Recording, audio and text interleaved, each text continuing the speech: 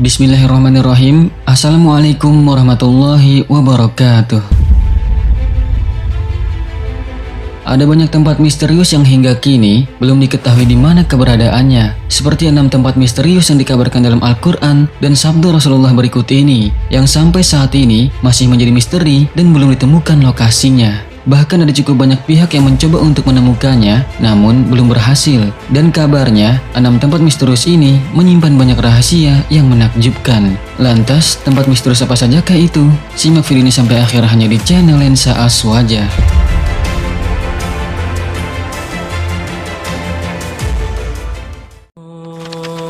Telaga Ainul Hayat. Menurut beberapa ahli tafsir dikatakan, Ainul Hayat merupakan air kehidupan yang bisa memperpanjang usia manusia. Barang siapa yang meminum airnya seteguk saja, maka hidupnya akan abadi. Kehidupannya dijamin oleh Allah Subhanahu wa Ta'ala hingga kiamat, kecuali dia memohon kepadanya untuk dimatikan. Beberapa hikayat menyebutkan ketika Allah Subhanahu wa Ta'ala menciptakan dunia, Dia menurunkan beberapa tetesan air dari surga ke dunia. Salah satu tetesannya kemudian berubah menjadi Ainul Hayat atau mata air keabadian. Beberapa sumber juga menyebutkan bahwa Dajjal pernah mandi dan meminum air ini sehingga tetap hidup hingga saat ini. Tentunya tidak hanya Dajjal saja, Nabi Khidir alaihissalam juga diyakini oleh sebagian ulama masih hidup hingga saat ini, itu dikarenakan meminum air Ainul Hayat tersebut. Lalu, di mana letak Ainul Hayat ini? Beberapa pendapat mengatakan bahwa Ainul Hayat dijaga oleh Nabi Khidir alaihissalam dan berada di Pulau Bermuda yang merupakan salah satu pulau paling misterius di dunia. Oleh karena itu, beredar kabar bahwa banyak kapal dan orang hilang ketika melewati daerah tersebut karena para setan berbondong-bondong mengelilingi tempat tersebut untuk merebut Ainul Hayat. Namun sahabat beriman, tentunya hal ini hanya Allah Subhanahu wa Ta'ala sajalah yang maha mengetahuinya di mana sebenarnya Ainul Hayat ini berada. Tembok Ya'juj dan Ma'juj. Tembok Ya'juj dan Ma'juj yang disebut dalam Al-Quran dibangun oleh Raja Dzulqarnain. Sampai saat ini masih menjadi misteri akan letak keberadaannya. Sebuah kabar mengatakan bahwa sekitar 50 km di utara Beijing ada sebuah desa di kaki bukit yang bernama Badaling. Dari tempat ini, para turis dari berbagai belahan dunia memasuki pintu gerbang menuju tembok besar Cina. Karena saking tingginya, tembok itu disebut-sebut bisa dilihat dari bulan. Akhirnya, banyak orang yang menyangka bahwa itulah tembok yang dibuat oleh Raja Dzulqarnain dalam surat Al-Kahfi. Sedangkan yang disebut Ya'juj dan Ma'jujnya adalah bangsa dari Mongol Utara yang merusak dan menghancurkan negeri-negeri yang mereka taklukkan.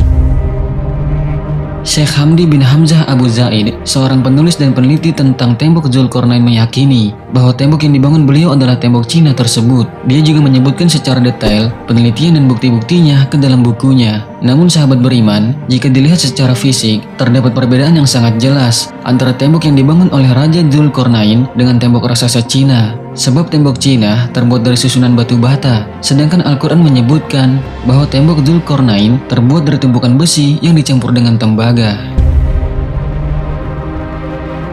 Perlu diketahui juga sahabat beriman, faktanya bahwa tembok Cina ini dibangun secara bertahap selama ratusan tahun dari berbagai dinasti yang memerintah Cina, di antaranya dinasti Han dan Ming. Sementara itu, penjelasan dalam Al-Quran, tembok yang mengurung Ya'juj dan Ma'juj itu dibangun oleh suku bangsa yang meminta pertolongan kepada Raja Dzulqarnain. Dan setelah selesai dibangun, maka beliau pun menyatakan bahwa tembok itu tidak akan bisa dilewati dan dilubangi oleh Ya'juj dan Ma'juj sampai waktu yang telah Allah tentukan. Berbeda dengan penjelasan Syekh Hamdi bin Hamzah Abdul Zaid Abdullah Yusuf Ali dalam tafsir The Holy Quran yang ditulis di Uzbekistan, tepatnya di distrik Hisar, sekitar 240 km di sebelah tenggara Bukhara, ada celah sempit di antara gunung-gunung batu. Letaknya di jalur utama antara Turkistan ke India. Tempat itu kini bernama Buzgol Khona dalam bahasa Turki, tetapi dulu nama Arabnya adalah Bab al-Hadid, yang semuanya bermakna pintu gerbang besi. Sayangnya, hasil foto satelit pada koordinat itu sudah tidak ditemukan lagi tembok atau pintu besi tersebut. Pulau Dajjal dikurung. Dajjal diyakini sebagai salah satu makhluk penanda akhir zaman. Sampai sekarang, keberadaan makhluk tersebut pun masih banyak dipertanyakan. Banyak yang menyebutkan bahwa Dajjal saat ini masih dikurung di sebuah pulau dan akan keluar begitu akhir zaman sudah dekat. Namun di mana letak Dajjal dikurung, maka tidak ada yang tahu dengan pasti karena begitu minimnya informasi mengenai di mana Dajjal dikurung. Ada beberapa pendapat yang mengatakan bahwa Dajjal dikurung di pulau yang bernama Socotra yang terletak di Samudra Hindia. Kepulauan ini terletak 80 km sebelah timur dari tanduk Afrika dan 380 km sebelah selatan Jazirah Arab. Kepulauan ini sangat terisolasi sehingga sepertiga dari floranya tidak dapat ditemui di tempat lain selain di kepulauan ini saja. Namun sahabat beriman, kabarnya hal ini tidak memiliki dalil yang kuat, sehingga ada sebagian ulama yang tidak sependapat mengenai hal ini. Akan tetapi sebagai umat Islam, kita wajib mengimani akan keberadaan Dajjal, sang pembawa fitnah besar yang akan keluar di akhir zaman. Kerajaan Nabi Sulaiman. Nabi Sulaiman alaihissalam adalah putra dari Nabi Daud alaihissalam. Nabi Sulaiman dikenal sebagai seorang nabi yang sangat kaya dan memiliki kelebihan yang sangat jarang dimiliki oleh nabi-nabi sebelumnya. Sebagaimana dikisahkan dalam Al-Quran bahwa Nabi Sulaiman adalah seorang raja yang memiliki kekuasaan yang sangat luas. Namun sampai saat ini, jejak lokasi dan bekas kerajaannya masih menjadi misteri. Dalam literatur bangsa Yahudi, istana Nabi Sulaiman disebut sebagai Solomon Temple. Saat ini, keberadaan istana Nabi Sulaiman sudah tidak ada karena runtuh, kecuali hanya tembok sebelah barat saja yang tersisa dari bangunan kuil atau istana yang masih berdiri. Oleh orang Yahudi, sisa bangunan kuil itu dinamakan dengan tembok ratapan. Dalam beberapa riwayat, hancurnya istana Nabi Sulaiman itu bukan karena runtuh, tetapi diruntuhkan oleh orang-orang Yahudi yang sombong dan angkuh. Hal ini pun seperti yang dijelaskan dalam Al-Quran dan telah kami tetapkan terhadap Bani Israel dalam kitab itu. Sesungguhnya, kamu akan membuat kerusakan di muka bumi ini 2 kali dan pasti kamu akan menyombongkan diri dengan kesombongan yang besar. Al-Quran Surat Al-Isra ayat 4. Dalam riwayat lain disebutkan bahwa ciri-ciri istana Nabi Sulaiman adalah pintu istananya terbuat dari kayu zaitun dan cemara, lantainya terbuat dari kaca dan emas, bangunannya pun berwarna-warni seperti biru, ungu, hijau, kuning, dan lainnya. Di lingkungan istananya terdapat bangunan lain seperti gapura di sebelah barat daya. Istana ini juga memiliki 32 pilar di pintu gerbangnya. Beberapa ahli meyakini bahwa fondasi kuil Nabi Sulaiman kini berada di Masjid Al-Aqsa. Namun karena sudah roboh, kuil ini tidak bisa dibangun kembali. Dan berdasarkan hal inilah, banyak pihak yang mengatakan bahwa Yahudi sangat berambisi sekali untuk menghancurkan Masjid Al-Aqsa karena bukan Al-Aqsanya yang menjadi persoalan, melainkan simbol dari kuil Sulaiman sebelumnya. Kabarnya juga, kuil Nabi Sulaiman terletak di sebelah selatan The Dome of Rock, yaitu masjid yang dibangun oleh Khalifah Al-Walid dari dinasti Umayyah. Sumur Barhut. Sumur Barhut merupakan sumur yang sangat misteri sebab belum pernah dijelajahi oleh peneliti. Sumur ini diyakini bukan digali oleh manusia, melainkan dengan bantuan bangsa jin. Bahkan sumur ini disebut sebagai sumber air paling buruk di dunia. Ini merupakan tempat berkumpulnya ruh orang kafir.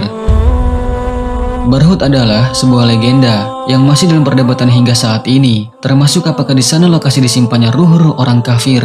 Lokasi sumur ini berada di lembah padang pasir bernama Barhut, Hadramaut, Yaman. Banyak orang mengatakan bahwa tempat ini sebagai awal munculnya kehancuran dunia dan menjadi tempat yang paling tidak bisa ditinggali. Sumur ini memiliki luas 100 meter dan kedalaman sekitar 250 meter. Gunung Qaf. Ketika Rasulullah SAW dimi'rajkan dari Sidratul Muntaha di lapisan langit ke-7, di tengah perjalanan kembali menuju bumi, Rasulullah menyaksikan panorama yang sangat indah dan menakjubkan. Beliau melihat sinar biru membelah angkasa raya. Ketika Rasulullah melihat sinar itu, beliau pun mengajak malaikat Jibril untuk mengunjunginya. Dan ternyata, sinar biru itu berasal dari gunung besar yang bernama Jabal Qaf atau Gunung Qaf.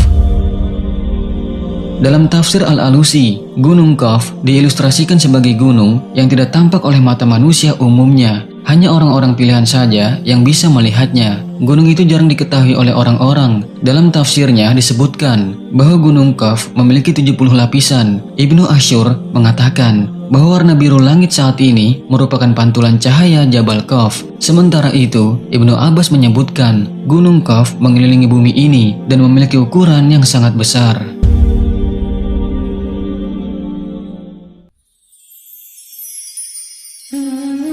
Sahabat beriman, tempat-tempat misterius itu pun masih menjadi misteri sampai saat ini. Dan tentunya hanya Allah Subhanahu wa Ta'ala sajalah yang Maha mengetahuinya. Sedangkan data dan bukti dari tempat-tempat ini sebenarnya sudah cukup untuk membuktikan akan kebenaran Al-Quran. Dan ini menjadi tanda akan kebesaran Allah bagi orang yang mau berpikir. Sebagaimana dikatakan dalam Al-Quran, sungguh pada langit dan bumi benar-benar terdapat tanda-tanda kebesaran Allah bagi orang-orang mukmin. Dan pada penciptaan dirimu dan pada makhluk bergerak yang bernyawa yang bertebaran di bumi terdapat tanda-tanda kebesaran Allah untuk kaum yang meyakini. Al-Quran Surat Al-Jasiyah ayat 3-4. Semoga dari pembahasan singkat kali ini dapat meningkatkan keimanan dan ketakwaan kita kepada Allah Subhanahu wa Ta'ala, sehingga rahmat dan keridhaannya bisa kita dapatkan di dunia dan di akhirat. Amin ya Allah ya Rabbal Alamin. Wallahu a'lamu bissawab. Wassalamualaikum warahmatullahi wabarakatuh.